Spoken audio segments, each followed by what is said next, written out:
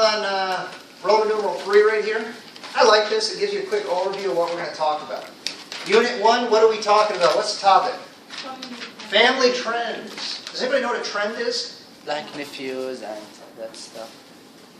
Family trends are, it's kind of like traditions. Or what customs? Family customs. Oh, Okay? Family rules. Yeah, like maybe family rules, family customs. What does your family do? You know? Okay, and the grammar. We're going to talk about repeated and double comparatives. Okay, so words like repeated comparatives would be like more and more. All right? Less and less. So one shows an increase in something, one shows a decrease in something. We'll also talk about double comparatives. And those are used, they're also comparatives. Okay? So the more you eat, the fatter you get. Okay? It shows a cause and effect relationship, and it uses comparatives, the ER ending or the MORE in front of a long word. So we'll talk about that. Unit 2, what's the topic, Yang? Yeah, Yang, read it one more time for me, real loud. Travel hazards and experiences. Yeah. Yeah, we're all going to talk about all the trouble we had traveling. You guys probably all have a story, right? Yeah. The grammar, conditionals. Again, we're going to really jump into conditionals. Something really important in English. Turn the page. Chapter 3. Hassles. Does anybody know what a hassle is? Problems. Difficulties. Travel difficulties. Good question. Unit 3. Father, what's Unit 3? Character counts. Yeah, anybody know what character is? Yeah. You know what it means when you say character counts? No. That literally means character matters. Character is important. So when you say something counts, it means it's important. So character counts means character is important. It's good. So the word in this expression, character counts, it means your character, who you are, is important. Yeah. Does that make sense? We will count that. What's that? Character is your personality. So if I say, it makes more sense. Do you know what the word matters means? Yeah. Matters. It matters. It's important because it has an effect, right? So your character has an effect on the people around you. It tells me who you are.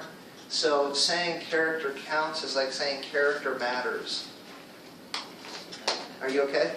Yeah, Okay. like if you give us a 10% for our characters in this class, you would say the character counts. Character counts in this class because I'm going to give you 10% of your grade based on your character. Don't ask me how to do that.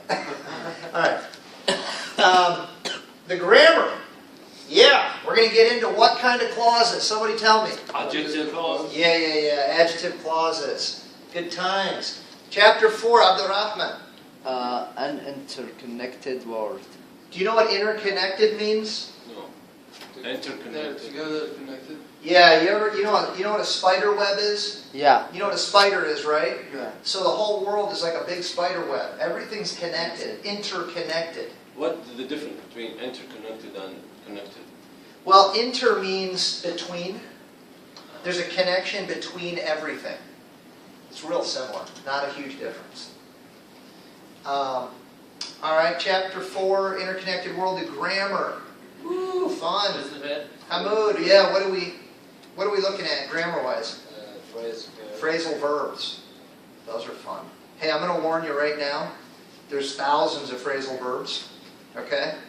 And the thing that makes them tricky, you're actually, for example, look into. Look into. Look into. Keep. Look into something. Inside. Be careful. Sometimes this combination can just be a verb with a prepositional phrase. For example, he looks into The table. the room. Literally, that, my friend, is not a phrasal verb. This is all it is. Right? Yeah. That's it. See, it literally means what it means. So you just have a regular verb with a preposition. Right? Now, if I say, we need to, let me write another sentence. He looks into The wall. the problem. Ah, okay.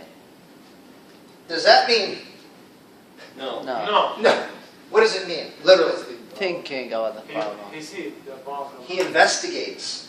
He studies. So listen, in this situation, this is no longer a preposition. Because it changes the meaning of the verb, that's the key, this is now a particle, and it's a phrasal verb. Yeah. And it's all based on what it does to the verb. If it's just actually like doing what it says, and there's no change in the actual meaning, then it's just a verb with a prepositional phrase. If it changes the actual meaning of the verb, and that's what makes it tricky, then it's a phrasal verb. Are you okay? Yep. All right. So we're going to talk a lot about that. All right. Listen, go to the back of the book real quick. And first thing I want to show you Okay. is the vocabulary on 103. Okay? Go to 103. There is a list of words that you should be working on.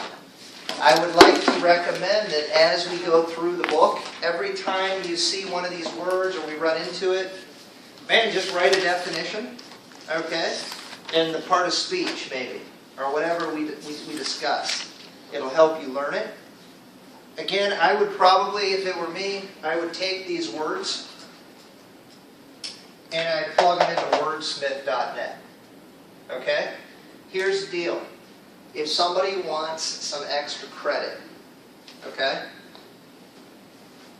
If somebody takes Wordsmith and plugs all the words in, okay, into Wordsmith and creates separate units in Wordsmith with all the words, and you print it and come and show it to me, I will automatically give you 100% on participation on week 4.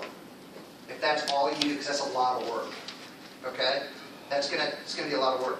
You need to make sure though that the information is accurate, okay? And that everything looks nice, because I'm gonna look at it. Alright? Okay. Alright. So if you do that, I'll give you 100 on participation on the last week. If I do it as you like it, you will give me 100. Yeah, if I do it and it like your definitions and your meanings are all messed up and it has nothing to do with the word, Yeah. because that's possible, then I'm not going to give you 100, obviously. All right? So just take your time and do it right. Okay?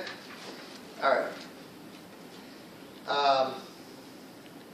So those are there. The other thing I wanted to show you guys is the phrasal verb list. Okay? Boy, a lot of students, it's in chapter 4, and we end up getting like 2 days to talk about it. I want to tell you now how important it is to start working on this list. Okay? We use phrasal verbs all the time in English, and I'm on page 98, okay? And can I encourage you guys, you have 18 days of class, okay? So take the total number of words and divide it by 18. I know, it seems like a lot, doesn't it? Better yet, just take 3 or 4. Take 3, 4 every day, and work on learning the meaning of the phrase, okay? For example, ask out. Ask someone to go on a date. Man, you guys better learn that one, right? You single guys? Yeah. If some girl asks you, hey, will you ask me out sometime? You don't want to think, you want to know what she means by that, right? She wants to go on a date with you. So some of these are important. You're gonna be in trouble if you don't know these, okay? Here's the other thing. Some of them are idiomatic.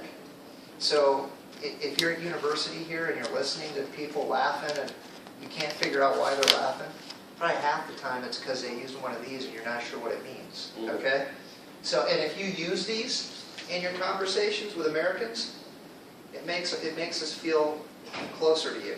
Because listen, culture is close to these phrasal verbs. Because so much culture is idiomatic, it's inferred through phrasal verbs, okay? So, man, I love these, they're good, but they're hard because there's a lot of them. So just take a little chunk, a little bite. You know how to eat an elephant, right? You know how to eat an elephant? No. One bite at a time. Come on. This is an elephant, so take one bite at a time. All right. Hey, everybody go to chapter 1, go to the front of the book, and let's kind of jump in here. So we are on page number 1. All right, family trends. Family trends. Let me see. Nasir, will you read the goals up at the top on page 1 for me?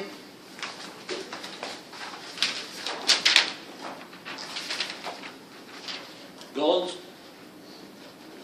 Yeah, 1, 2, 3. Yeah. Describe family trends. Discuss parenting issues. Discuss children and mothers. Yeah. Ah, So can I ask you guys a question? sure.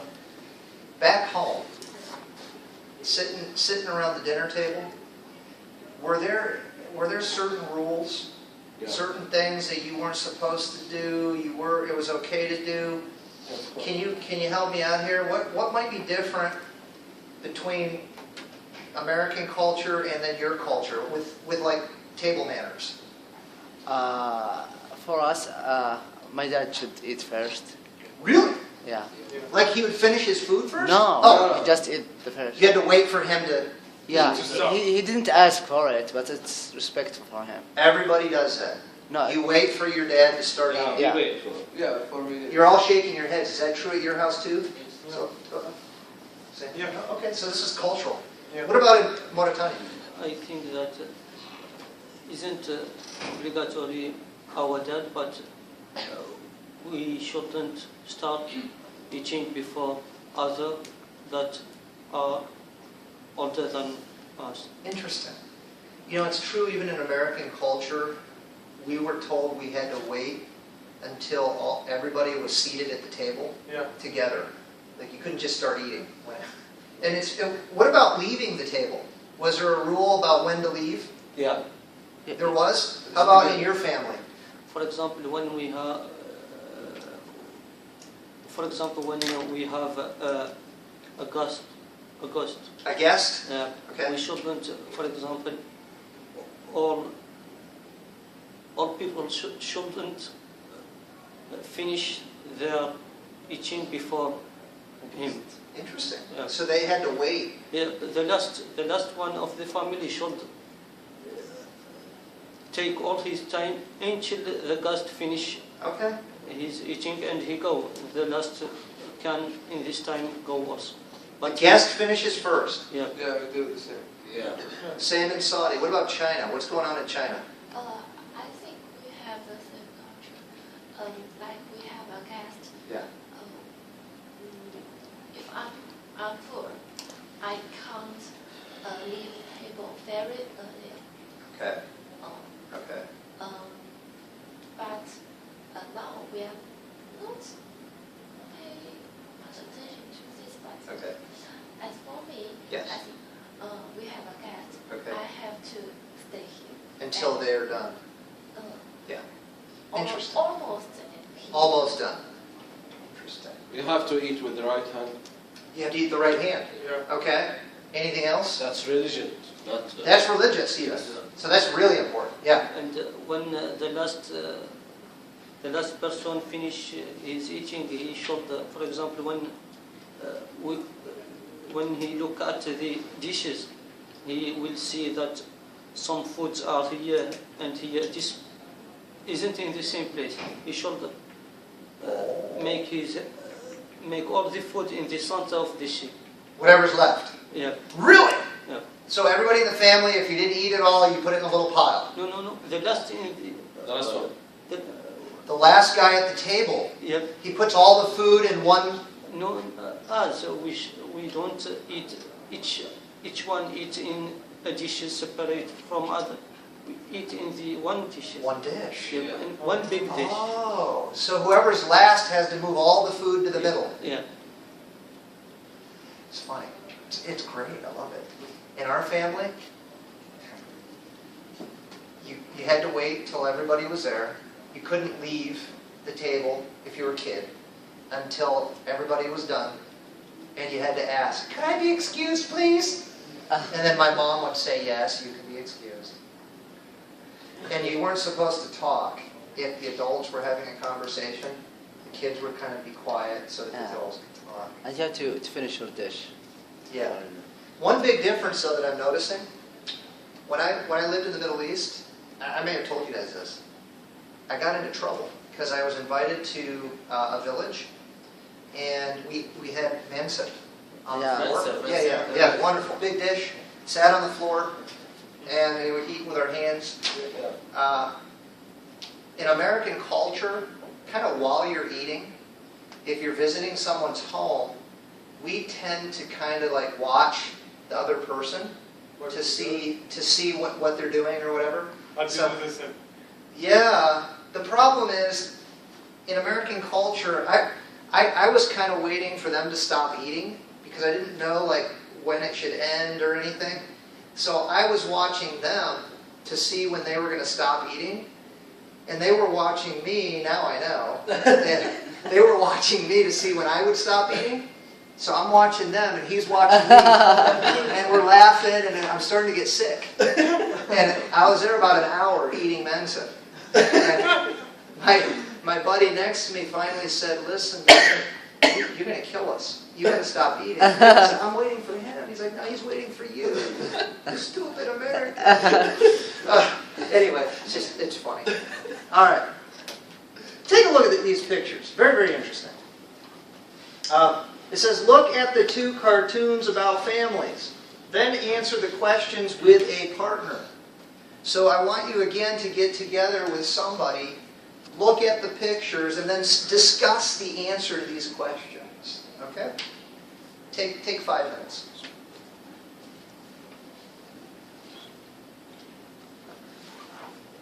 All right.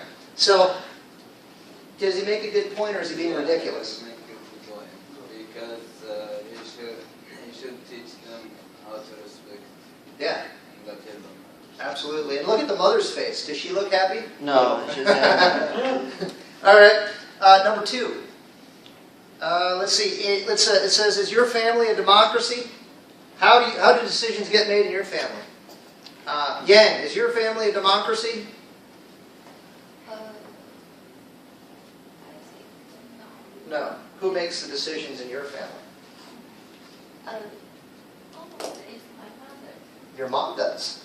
Okay. But before he made the decision, we made this You talk about it. but they right. It's hers. She decides. Interesting. How about your family? And some stuff like if we're gonna go to a trip, he asks us where we're gonna go. Okay. But about something very big like the money and Yeah. that stuff, no. Your father? Yeah. Okay. How about in your family? I don't understand what that means. Democracy means we vote on everything. What do you think? What do you think? Right? And I have to get everybody to agree. ديمقراطية. Vote. Yeah. Democracy, like American government.